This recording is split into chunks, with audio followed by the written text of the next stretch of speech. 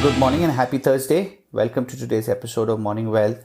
Three things that we will talk about: earnings highlights, US Treasury's debt issuance plans, and ADP and ISM data from the US. US stocks rose on Wednesday after White House negotiators said they aim to reach a deal on the new coronavirus relief package by the end of the week. In a sign of optimism about prospects of the economy, cyclical sectors such as industrials, materials and financials led the S&P 500, a departure from the usual technology group's outperformance that we have seen this year. So the Dow Jones was up about 1.4%, boosted by a big gain in the shares of Walt Disney. The tech-heavy Nasdaq was up 0.5% for its 31st record close of 2020. The broad US stock index, which is the S&P 500, was up by 0.6%. It's within 2% of its record close in February. European stocks were also higher. The Euro Stoxx 600 was up about 0.5%. The UK FTSE was up about 1.14%. Treasury yields were up. The 10-year yields were up to 0.55. The dollar dropped across the board. Gold climbed further above 2,000. Asian equity futures are slightly lower. Democrats demanded more concessions as another day of talks on relief aid ended without an agreement. The Republicans warned that time was running out. Nancy Pelosi said she was optimistic about reaching a deal, but Mark Meadows said President Trump will take executive action if there is no consensus by Friday. The administration offered $400 per week in extra unemployment benefits through December, but Democrats were insisting on the $600 is what some of the analysts have quoted. Oil closed at its highest in 5 months in New York as EIA data showed US crude inventories fell over 7 million barrels last week to the lowest since April, with imports from Saudi Arabia also declining to about 190,000 barrels a day, which is the second lowest on record. Moving on to some earnings highlights. Streaming service maker Roku beat estimates after revenue jumped 42%. Active customers accounts came in at about 43 million. PIMCO attracted new money from outside clients, bringing in about 23 billion euros and blunting the impact of the massive outflows that were seen in the first 3 months of the year.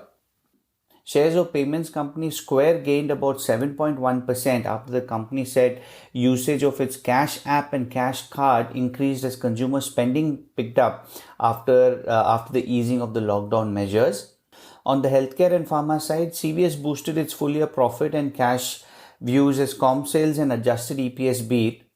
Teva moved higher as profit beat, boosted by emerging drugs. Moderna's revenue beat. It received about 400 million in deposits for its COVID vaccine, but investors are still waiting to see if the company strikes a deal with the US.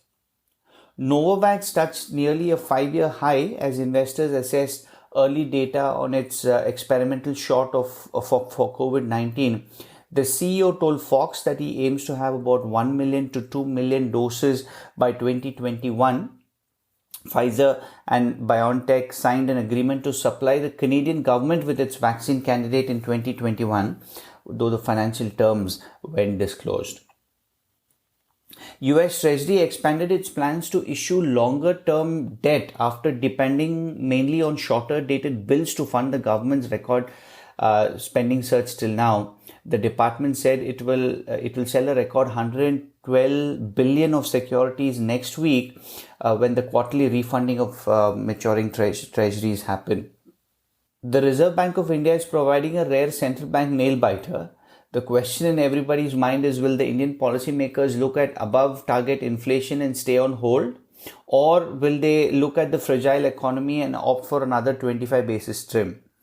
Analysts surveyed by Bloomberg are almost evenly divided on these questions.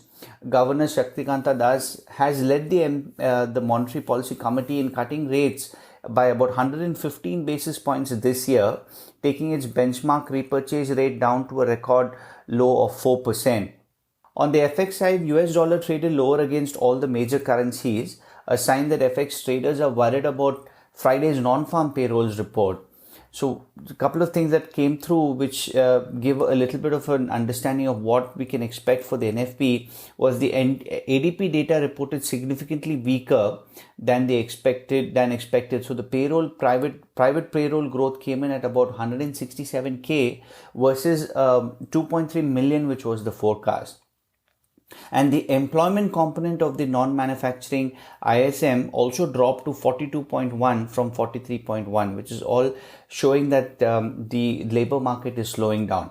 Though the ISM non-manufacturing PMI for the US, it jumped to 58.1 from 57.1. So this latest reading pointed to the steepest month of expansion in the service sector since February 2019. So business activity and new orders grew, but the jobs component was down. Euro and sterling also powered higher despite mixed PMIs.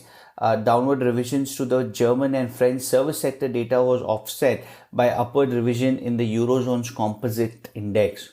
Bank of England's monetary policy announcement and quarterly inflation report are also things that we will be looking forward today. They're widely expected to leave the policy unchanged. COVID-19 cases have been pretty stable except for this week. In the beginning of this week, we saw a sudden spike in it. So I think the BOE will probably acknowledge that there is risk, but obviously the big risk is the EU and the UK trade talks on the back of Brexit. So that's also something that they will probably provide more color on. That's the update. Stay safe and healthy, everyone, and speak soon.